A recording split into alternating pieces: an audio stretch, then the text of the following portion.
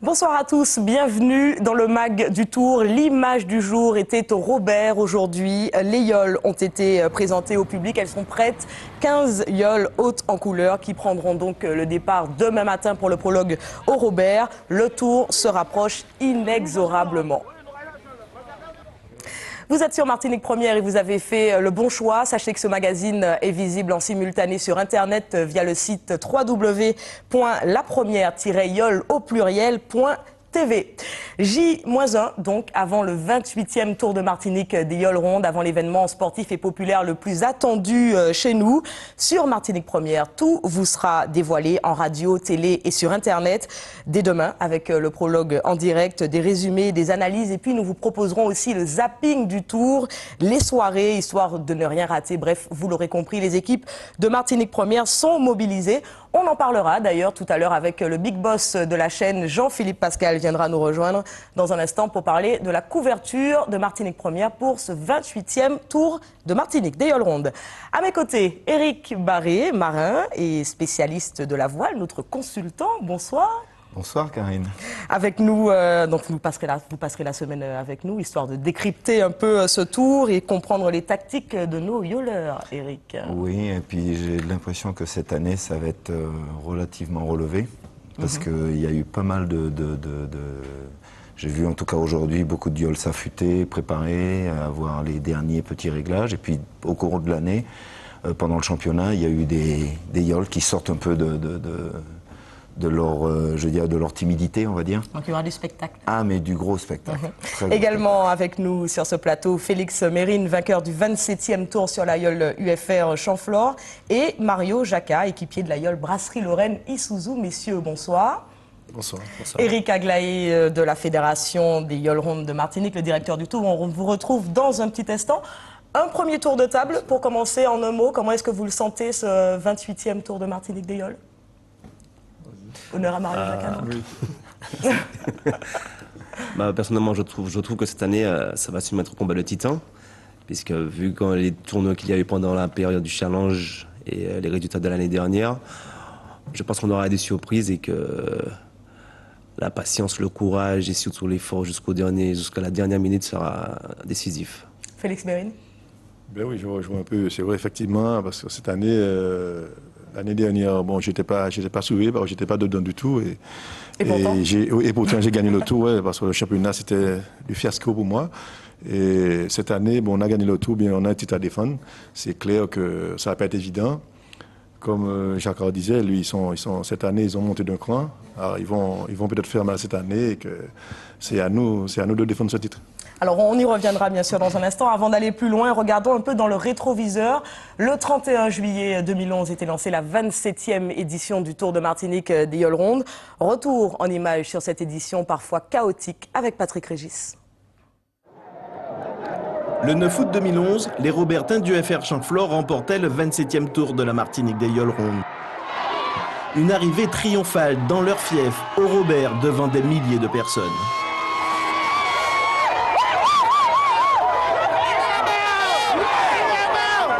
Félix Mérine et ses hommes renouaient alors avec le succès, s'imposant même aux François après 6h51 de course. Une étape historique. 9 yoles avaient dû être remorquées par manque de vent jusqu'à la terre. Jamais dans l'histoire du Tour, la flottille n'était restée aussi longtemps sur l'eau. Un Tour 2011 donc éprouvant pour tous les équipages et qui aura largement été dominé par les Mapipis. Sur le podium, en deuxième position, Dr Ruth Zapetti à 26 minutes et 53 secondes du FR Champflore. Joseph Cottrell Leadermat se classe 3e, suivi de celui qui pourrait bien être l'arbitre de ce Tour 2011. L'équipage marinois de Brasserie Lorraine Isuzu, emmené par Johan Jacquat, terminera 4e, devançant donc des équipages comme GFA Caraïbes ou Rosette Orange. En bas du tableau, Monsieur Bricolage et Tremplin d'Homme Orthopédie referment la marche à plus de 16 heures du vainqueur. La yole La Foyalaise profitera cette année de l'expérience de Christophe Dédé et pourrait bien faire parler d'elle lors de ce 28e Tour de la Martinique des Yoles Rondes. Alors Félix Mérine, un tour qui une nouvelle fois débute et s'achève dans votre fief au Robert. On a vu le résultat l'an dernier. Est-ce que cela vous booste pour ce 28e tour? Eh bien oui, encore, c'est vrai, c'est encore une motivation pour préserver ce titre. Bon, mais c'est pas gagné. Hein. Je vous dis pas gagné parce qu'il y a des concurrents sérieux, très sérieux cette année. Bon, parce que je vous dis l'année dernière, j'étais pas surveillé, mais cette année, je pense que les franciscains ils vont être là à pied d'œuvre. Et puis il y a Brassil-Lorraine qui est là et que je pense cette année, s'ils restent bien, s'ils restent comme ils ont pu faire pendant ce championnat, même les 5 dernières courses ils ont gagné. Je pense qu'ils vont faire mal. Alors surveillez bien sûr. Ah oui, bien sûr. Surveillez bien sûr parce qu'il y a une 8e victoire aussi en jeu et égaler les victoires de Jean-Jean Rielage. Oui, bien sûr. Bon, maintenant, moi, c'est ce que je regrette un peu, c'est que Jean-Jean fait plus la course en tête, quoi. Bon, il a pris une autre option. Bon, il aide des autres yoles. Bon, maintenant, effectivement, j'aurais toujours l'avantage de gagner. Mais lui, bon, effectivement... Ça veut dire que vous perdez un concurrent sérieux en l'absence de exactement. De et moi, j'aime pas ça. Moi, j'aime les trucs bien pimentés. Et que... Là, c'est pas assez pimenté. Enfin, non, Mario Jacquat aura de quoi dire. Non, par rapport à Georges-Henri, bon, c'est la génération. Bon, Jacquat, lui, il est jeune, il arrive. Mais par rapport à ma génération avec Georges-Henri, les courses qu'on a, les tours qu'on a vécus avec Osette et même en temps de géant, tout ça, je vous dis, c'était palpitant. Et bon, maintenant, il est sorti du jeu. C'est dommage. Bon, maintenant, effectivement, il y a des jeunes qui arrivent. Ils vont être là, bien sûr, mais je vous dis, il manque un peu plus de piment. Il ne faut pas les laisser faire n'importe quoi, c'est ça? Non, bon, maintenant c'est vrai. Ils arrivent. Bon, ils ont faim, c'est normal. C'est normal. Ils n'ont pas encore gagné. Enfin, ils ont gagné le tour depuis 85, je pense, Monoprix. Et je pense qu'ils ont à cœur à gagner quelque chose. Et bon, moi aujourd'hui, je les encourage encore parce que bon, il faut persévérer, il faut continuer. Et puis bon, maintenant, comme on dit, c'est à nous, il va faire Chanfleur de défendre ce titre. Mario Jacquat, qu'est-ce que vous pensez de ce que Félix Mérine vient de dire? Pas de concurrent sérieux, en quelque sorte? Si, je pense qu'il ne voulait pas dire vraiment pas. Effectivement, c'était pas les mots. C'est-à-dire qu'il y a quelqu'un de valeur qui est cher, l'adversaire qui est cher, qui lui manque justement. Donc, et nous arrivons, nous sommes des petits nouveaux et nous venons notre place et nous avons juste. Voilà. Nous avons la hache entre les dents et il faut dire que la relève est là. Voilà, exactement. Ouais. C'est ça, voilà. Je pense qu'au contraire, c'est un hommage aussi à Jean-Jean de pouvoir aider les jeunes justement nous c'est tout à son honneur, bien sûr. Des jeunes de Jean-Jean aussi. Donc c'est tout à son honneur justement d'aider aux jeunes de progresser, justement d'avoir le goût de la compétition pour qu'il y ait la relève derrière, quoi. Alors en tout cas, vous l'avez entendu dans le résumé du Tour de l'an dernier, ils sont arrivés 4e en 2011, ils sont aussi 4e du Challenge et pour la première fois vainqueurs de la Coupe de Martinique. L'Aïole marinoise Brasserie-Lorraine Isuzu pourrait donc bien jouer les troubles fêtes cette année. Il y a 15 jours, leur victoire était écrasante. Retour sur cette belle journée pour les Marinois avec Stéphane Petitfrère. 15 équipages, tous les Mapipis sont là. L'UFR Chanfleur, tenant du titre, est fraîchement auréolé de sa victoire au championnat, mais surtout, Brasserie-Lorraine Isuzu, vainqueur la veille des 2 manches du Challenge.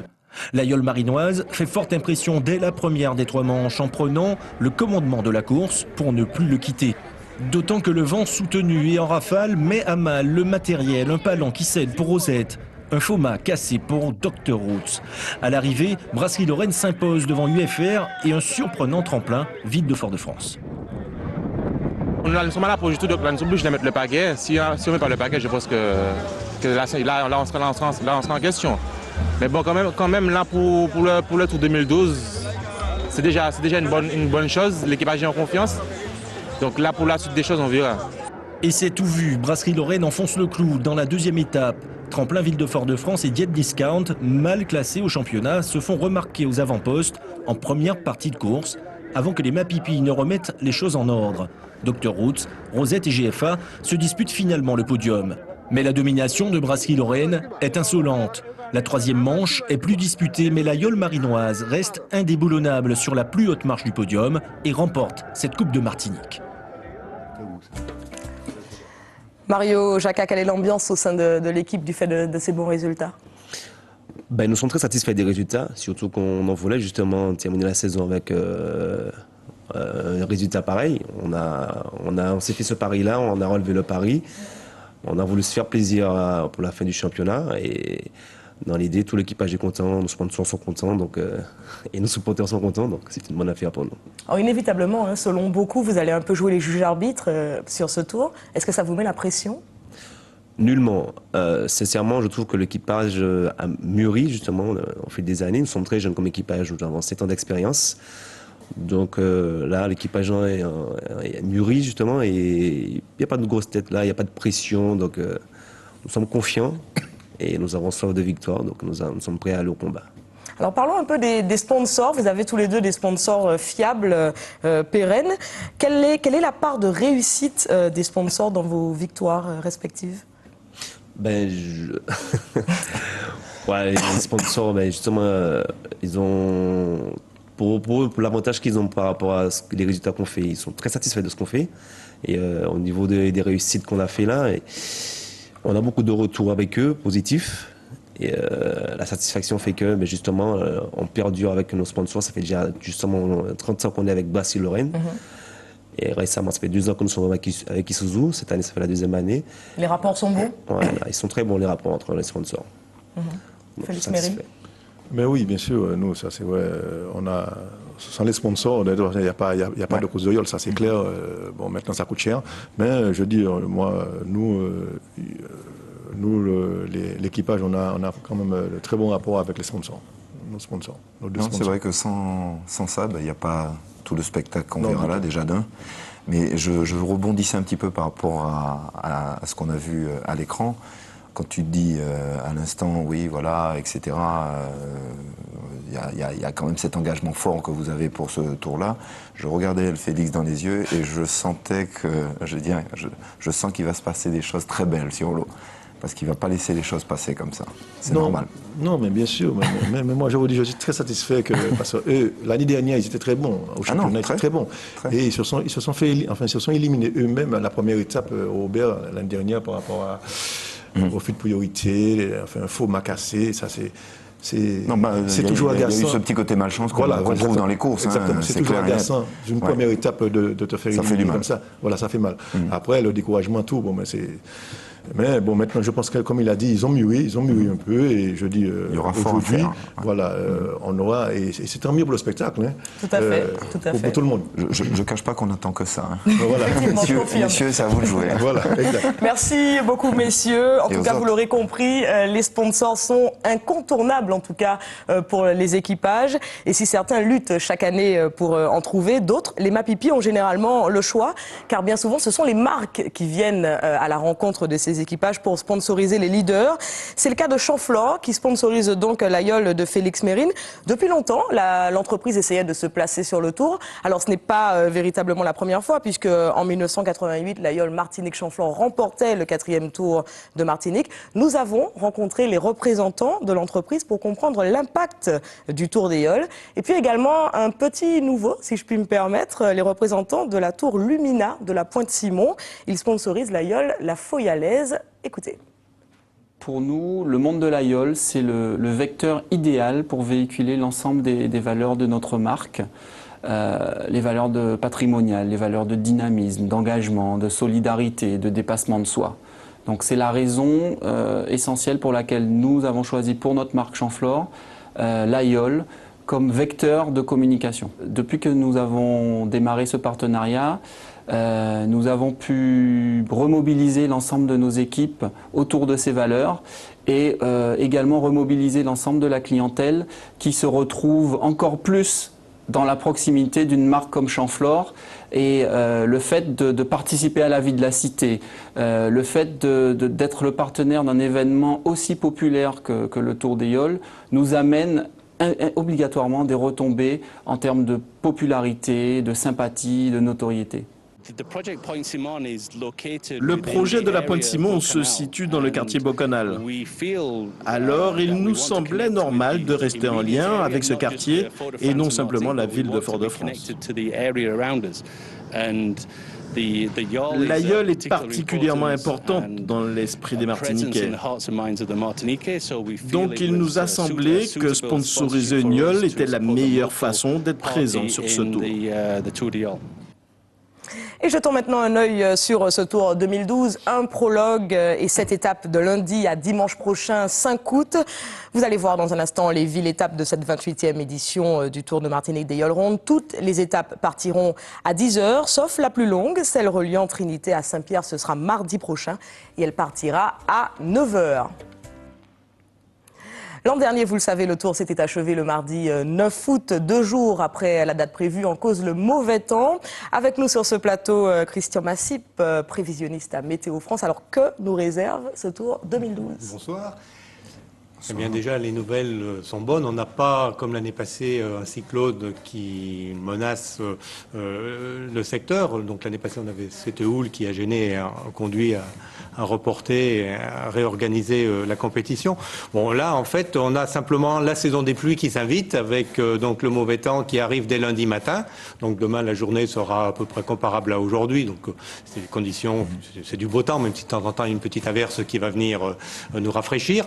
Et à partir de dimanche soir, donc de demain soir et puis dans la nuit, et pour jusqu'à jeudi, on va traîner une onde tropicale assez active qui va donner beaucoup de pluie, alors pas beaucoup de vent. À l'image. Voilà, donc là c'est en fait les prévisions, donc on la voit sur la droite de l'image. Donc là il faut regarder l'animation. Si on pouvait la repasser là, donc ça c'est la fin de l'animation. On n'a pas bien vu. Allez-y. Donc c'est la fin de l'animation en fait, qui montrait l'air sec qui revient en fin de semaine et qui devrait ensoleiller la fin du Tour. Voilà, donc il faudra gérer un petit peu cette. En début de semaine. On la voit bien là qui approche, voilà, qui arrive là, donc c'est demain. Donc c'est pas qu'il y ait nuageux, il va falloir composer donc, avec. Un début de semaine plutôt pluvieux, alors pas de mauvaises humide. conditions de navigabilité, pas de grosses mers, une petite mer 1m25, 1m50, donc tranquille, avec une houle d'est. Mais par contre, momentanément, là, notamment pour l'étape qui va nous amener faire le tour de la Martinique par le nord, on aura probablement un vent portant, un vent arrière, donc une petite instabilité. Après, il faudra jouer en temps réel avec les grains qui modulent à chaque fois l'intensité. En termes de pression au niveau du vent, il y a une augmentation significative? Non, pas d'avant jeudi.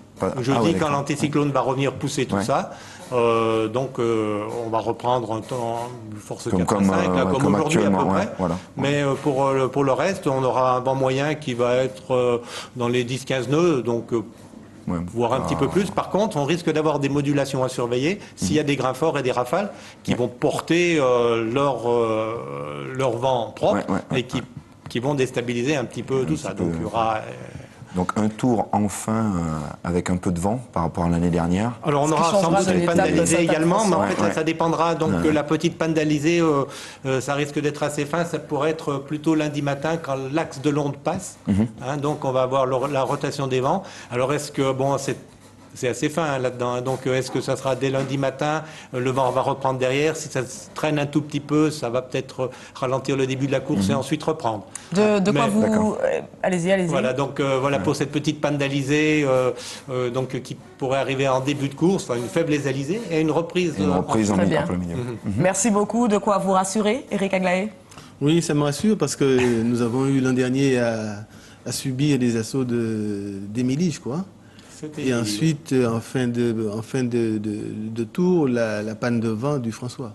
La fameuse historique panne de vent du François. Donc là, on n'aura pas cette configuration. Stable cette année. Bon, bien que ce soit assez loin, on est déjà à presque 10 jours d'échéance, donc il y a tout ça à recadrer, mais quand même les éléments de grande échelle nous font évacuer ce mauvais temps et arriver des conditions. Il y a une très grande probabilité pour que la fin du tour soit poussée par des vents traditionnels, normaux, du 10-15 nœuds, peut-être une petite mer un peu plus forte pour le passage de la Table du Diable, dans les 1m82 mètres, mais voilà. Merci beaucoup. Monsieur Massip. Donc, Eric Aglaé, vous êtes le directeur du Tour. Parlons un peu sécurité. On le sait, beaucoup ne viennent pas uniquement pour l'aspect sportif. Quel est le dispositif de sécurité pour gérer un peu ces milliers de personnes qui vont se déplacer et qui voudront aussi faire la fête? Alors, pour la sécurité des yoles, nous avons 9 embarcations de police. On les appelle comme ça. Bon. Mais c'est surtout pour laisser l'aire de compétition aux yoles pour qu'elles puissent naviguer tranquillement. Nous prévoyons bien évidemment autour du parcours des aires de navigation et nous essayons d'exclure le maximum de cathares ou de bateaux qui pourraient nous gêner. Alors, que faire lorsque les contrevenants protestent? Quelles sont vos latitudes exactement? Nous avons avec nous, à nos côtés, les services de l'État, les affaires maritimes, les gendarmes et la douane. Nous sommes maîtres de la navigation sur l'eau, de la police sur l'eau, et nous pouvons faire appel aux services de l'État pour venir nous aider. Et ils le font sans difficulté. Ils remettent les contrevenants dans le droit fil. Ah, on le sait, on a eu quand même pas mal de problèmes, notamment il y a 2 ans sur la ligne d'arrivée à Sainte-Anne avec énormément de bateaux suiveurs et les yoleurs qui ont eu beaucoup de problèmes. Est-ce que vous pensez que cette année le message va passer? Est-ce que vous pensez que les plaisanciers ont pris conscience de tout cela sur la mer? Je crois qu'à Sainte-Anne, il y a eu un peu de notre faute. Parce que nous ne sommes pas arrivés suffisamment tôt sur la ligne d'arrivée pour la nettoyer. Bon, ça c'est de notre faute. Donc ça va changer cette année? Depuis l'an dernier, nous avons quand même pris des précautions parce que nous ne nous attendions pas à voir des gens ancrés dans la baie à Sainte-Anne et en train de boire. Ça, on ne s'imaginait pas que des gens l'auraient fait, quoi. Bon, ça s'est passé. Bon, nous avons tiré des conséquences et depuis l'an dernier, je crois que nous envoyons 1 ou 2 bateaux en éclaireur pour voir comment ça se passe et, le cas échéant, les faire sortir. C'est pourquoi je vais profiter de l'antenne pour demander un mot à leur attention, peut-être. Demander à tous les plaisanciers, surtout de ne pas ancrer et de ne pas, je dirais, se baigner. Ouais, à proximité de la ligne, notamment. Ouais. Mais à proximité de l'aire de navigation, de l'aire de compétition. De ne pas mouiller parce qu'il peut y avoir un vent qui change et il faut qu'ils puissent dégager rapidement. Et donc toujours garder les moteurs en marche? Pas obligatoirement, mais être vigilant. Ne pas avoir de personnes qui se baignent à côté, parce qu'il faut les faire remonter. Ne pas mouiller, parce qu'il faut remonter l'ancre et ça prend parfois du temps. Et aussi être vigilant pour dire, bon ben, ils lisent la route de l'aïeul qui vient en face, et ils savent que l'aïeul va venir virer devant eux, donc il faut qu'ils reculent. Ouais, effectivement, beaucoup plus d'espace, hein, si je me permets de rajouter, pour justement faire attention, puisque bon, j'étais là effectivement à ce moment-là. Et en fait, on se rend compte que les gens, la majorité des plaisanciers, n'ont pas l'exactitude de l'accélération d'une yole. Je veux dire, elle peut très bien aller à 6 nœuds et en 30 secondes passer, il suffit d'une rafale. Et ça, c'est vrai qu'on a du mal à apprécier ce temps-là. Donc, laisser la ligne d'arrivée relativement... Ah oui, non, mais la ligne d'arrivée, il faut qu'elle soit claire. Nous avons demandé qu'il y ait une zone, je dirais, de 200 mètres avant la ligne d'arrivée, qui soit complètement libre et que seuls les yoles traversent la ligne d'arrivée. Ouais. Merci beaucoup Éric Aglaé d'être venu sur ce plateau. Merci Christian Massib. Je rappelle que vous êtes prévisionniste à Météo France et directeur du Tour, Monsieur Aglaé. Je vous en parlais en tout début d'émission. Martinique Première, comme toujours, est mobilisée sur ce 28e Tour de Martinique des Yoles Rondes, dans les airs, en mer et sur terre, en direct, télé, radio, internet. Nous sommes bien entendu le seul média à vous proposer une couverture aussi complète. Jean-Philippe Pascal, le directeur régional de Martinique Première, nous a rejoint sur ce plateau. Jean-Philippe Pascal, bonsoir. Bonsoir Karine. Alors la présence de Martinique Première, ex-RFO, Télé Martinique est bien sûr historique sur ce tour. C'est peut-être d'ailleurs cette présence qui a fait du tour ce qu'il est aujourd'hui. Tout à fait. Alors j'ai envie de dire qu'au-delà de l'intérêt purement sportif de ce tour, c'est aussi une manifestation à caractère patrimonial, à caractère culturel. Et Martinique Première donc s'inscrit dans cette dynamique. Et puis le tour véhicule également des valeurs fondamentales que le service public de l'audiovisuel partage, comme la solidarité, l'effort, le dépassement de soi, la créativité et tout ce que regroupe véritablement nos antennes en radio et en télé. Alors un petit historique rapide, on a commencé donc à être présent sur le tour en direct, notamment en radio dès les années 90, ensuite la dernière heure de course, voire les 2 dernières heures de course en télévision, et puis en 2000, il y a une montée en puissance avec le direct intégral en télévision, ce que nous faisons donc depuis 2000, et nous sommes d'ailleurs les seuls à le faire avec des moyens particulièrement colossaux. Et c'était une réelle volonté, parce que cela coûte très très cher de couvrir, de proposer aux téléspectateurs et aux auditeurs ce tour.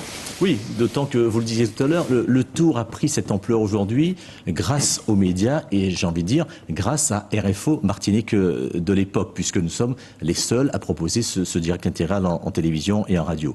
C'est un investissement extrêmement lourd, on ne s'imagine pas, c'est plus de 400 000 € que nous supportons. C'est une part importante. C'est une part importante en tout cas de notre budget de production. Il y a plus de 60 personnes qui travaillent sur ce tour en radio, en télévision. On a vu les équipes, effectivement. On a vu les équipes tout à l'heure, les images, les équipes qui travaillent depuis plusieurs semaines déjà sur ce projet. Les essais ont été réalisés aujourd'hui, je peux dire qu'ils sont concluants et nous aurons des images époustouflantes. Alors une idée pour vous donner un peu l'ampleur de l'investissement qui est fait. Il y aura 3 caméras donc, en mer, 1 caméra dans l'hélicoptère, 3 caméras au sol et bien évidemment tout le dispositif radio également. Alors justement, précisément, le dispositif radio, quel sera-t-il exactement? Quels sont les rendez-vous? Alors les rendez-vous dès le matin 6h15 avec le journal du Tour, 7h15 également, et puis les équipes conduites par Manuel Larade sous l'impulsion de la rédaction en chef. Cette équipe va donc proposer un magazine d'avant-tour, c'est-à-dire qu'ils vont prendre l'antenne un quart d'heure avant le direct tous les jours, ensuite le magazine à l'arrivée, et puis surtout je vous conseille l'émission à 18h15, qui s'appelle Écopage, une émission interactive où les auditeurs appellent, donnent leur point de vue sur l'étape du jour. Et là, c'est particulièrement intéressant. Et en télé? En télé, 2 temps forts. Le direct tous les jours à partir de 9h45 quand l'épreuve démarre à 10h ou à 8h45 quand elle démarre à 9h. Donc 4h, 5h, 6h en fonction bien évidemment du vent. On en parlait tout à l'heure avec le prévisionniste. J'espère qu'on ne va pas rester quelquefois scotché carrément en mer. On amène les goûters. Hein. Voilà, mais en tout cas il n'y aura pas plus de 6h ou de 7h de direct. Le directeur de course le disait tout à l'heure. On n'ira pas au-delà de 6 à 7h, monsieur. Non, il y a eu une modification cette année. Nous avons prévu je dirais 6 heures de compétition. Pour toutes les épreuves qui commencent à 10 heures, ce sera 6 heures. Et pour toutes les épreuves qui commencent à 9 heures, ce sera 7 heures de compétition. Au-delà de cette durée, les yoles devront être tractés et ramenés à terre. Voilà, donc le direct donc le matin, le magazine tous les soirs à 20h que vous allez présenter avec l'ensemble des équipes de la rédaction, des équipes techniques et de la production. Et puis, nous allons proposer la dernière heure de course. Et puis j'ai oublié de vous dire quand même que nous sommes renforcés par les équipes de France Eau. Eric Saintas, notre spécialiste de voile, sera présent pour assurer à la fois le direct avec nos équipes. Et ils vont donc nous proposer tous les jours le matin un magazine de 13 minutes qui aura un autre regard par rapport à ce que nous avons l'habitude de faire. Et bien sûr, les internautes ne sont pas oubliés, Jean-Philippe Pascal. Particulièrement important cette année puisque nous aurons la course en intégralité et en direct sur Internet. Et le site Internet s'affiche? Il s'affiche, on le voit. Et puis il y aura beaucoup de surprises. Raphaël Bastide nous a préparé donc un site dédié à cette 28e édition, avec notamment le Zap Tour. Le Zapiole. Le Zapiole. À ne pas rater. Alors là, voilà. Ça va être quelque chose. Donc ce sont les principaux temps forts de la journée, avec quelques surprises. Et puis bien sûr, le bulletin météo quotidien pour donner également les prévisions du lendemain. J'ai oublié une dernière chose. Je sais que le temps est pratiquement terminé. Nous avons passé également cette année un partenariat avec le câble. Ce qui fait que nous avons un canal événement pendant ce tour sur le canal 222. Et donc toute la journée, vous pourrez voir ou revoir les différents temps forts de ce tour. Donc canal 222 en Martinique et canal 220 en Guadeloupe. On n'oublie pas la Guadeloupe. Merci beaucoup Jean-Philippe Pascal d'être venu sur ce plateau. Et du côté des équipages également, dernier préparatif, les yoles sont l'objet de toutes les attentions, vous le savez. Nous nous sommes rendus au Vauclin à l'atelier de l'association Zizi Tata au moment où des coursiers terminaient leurs derniers ajustements. Fabienne Léonce nous en a ramené un reportage assez spécial, assez original, vous allez le voir, la préparation vue par la yole elle-même. Regardez.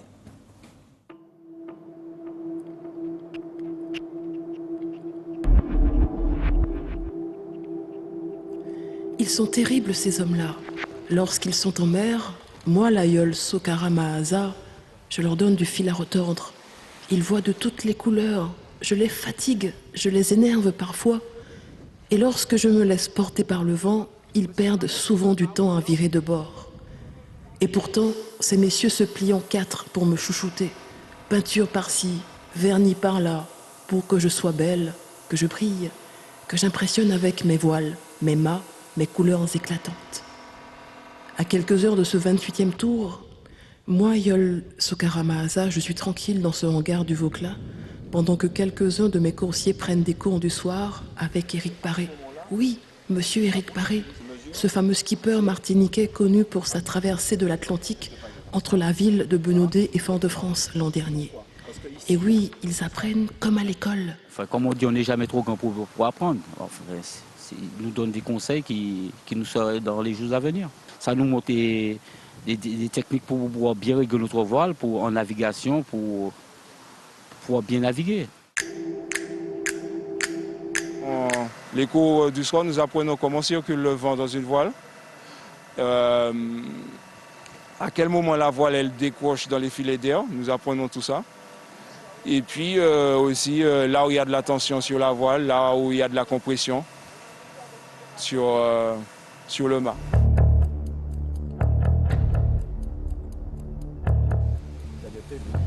Des heures de cours pour espérer gagner du temps en mer, régler les voiles au bon moment, travailler le départ, utiliser l'équipage, rester au sol lorsque nous revenons d'une étape.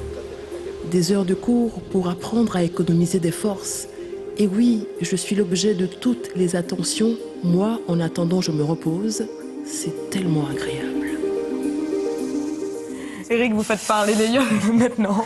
Mais surtout avec une voix comme celle-là, moi je reste à côté. Hein. J'ai peur de vous demander ce que ça vous évoque. Demain, le prologue dans la baie du Robert, départ 11h15 sur le front de mer, place Lison. Place Lison, Marie-Magdeleine. Bien entendu, ce lancement du tour est à suivre en direct sur Martinique Première radio et télé. En radio, le rendez-vous, vous voyez donc le prologue à l'image au Robert, donc demain à 11h15.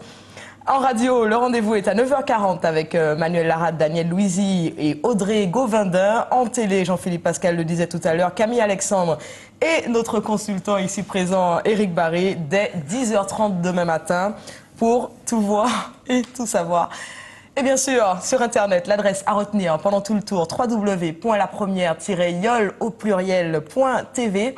Réaction, analyse, zapping, pronostic, ce site est le vôtre, alors n'hésitez pas, regardez, écoutez et commentez. D'ailleurs, ce magazine sera disponible dans quelques minutes sur ce site. Restez sur Martinique Première. Dans un instant, un hommage au musicien Daddy Yari, décédé, vous le savez, la semaine dernière. Merci de votre fidélité à Martinique Première. Merci beaucoup, Éric. On se retrouve. Merci, Karine. Et puis à demain. Mais ce magazine promet d'être relativement relevé, n'est-ce pas? Ça va être dur de ne pas trop. De toute façon, on est sur une yole. Hein. Là, je vois une pagaie, l'avant. Et puis il y a notre yole Martinique Première que vous découvrez demain. Demain, au prologue. Ensemble. Ouais. N'oubliez pas votre... Avec une note humoristique avec François Gabour demain aussi. Effectivement, effectivement. Je crois qu'on va bien rigoler, ça promet. Après les sargasses de l'an dernier. Il m'a appelé pour me demander qu'est-ce qu'on faisait cette année. Je dis, nous verrons. On verra, c'est au feeling. C'est comme ça que c'est sympa. Merci beaucoup à tous. N'oubliez pas votre direct dès demain, 10h30, pour le prologue au Robert. Nous, on se retrouve juste après le JT à 20h avec un maximum de rubriques étonnantes. Vous allez le voir. Fabienne Léonce et William Zebina seront à nos côtés. Très belle soirée, bon tour des yoles, à demain. À demain.